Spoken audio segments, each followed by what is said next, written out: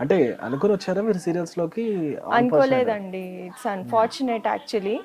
ఆహ్, ఎట్లా అంటే నేను జస్ట్ ట్రై అంతే. జస్ట్ నాకొక ఇంట్రెస్ట్ అంటే హ్మ్. నాకు డాన్స్ అంటే ఒక ఇంట్రెస్ట్ ఫస్ట్. ఓకే. అండ్ నాకు టీవీలో కనిపించాలని చిన్నప్పుడు అది. ఇప్పుడు కాదు. హుహుహు. చిన్నప్పుడు పిల్లలకి ఉంటది కదా! అవును. అంటే అవును. I want to see myself on TV అనేది. అదొకటి ఉండి ఇంకా మా మమ్మీ వెంట పడితే ఇంకా ఏదో మూవీ సెలక్షన్‌కి తీసుకెళ్లారు. హ్మ్. చిన్న ఏజ్‌లోనే ఒక నైన్త్ స్టాండర్డ్ ఉన్నాను.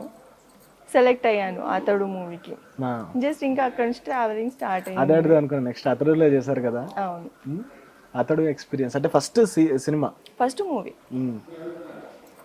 మూవీస్ చేశాను చైల్డ్ ఆర్టిస్ట్‌గా. చేసిన తర్వాత ఇంకా ఇంకొద్దు స్టడీస్ చూసుకో ఇది చాలా డిస్టర్బ్ అవుతుంది అనేసి హ్మ్. మమ్మీ వాళ్ళు అన్నారు. So, I thought okay studies చూసుకుంటే అయిపోతుంది కదా అనేసి. బట్ హ్మ్. అన్‌ఫార్చునేట్‌లీగా తెలియకుండానే వచ్చింది 'రాధామధు'. కానీ చాలా సినిమాలు చేశారు. ఒక 10, ఆ! 15 చేసినట్టున్నారుగా.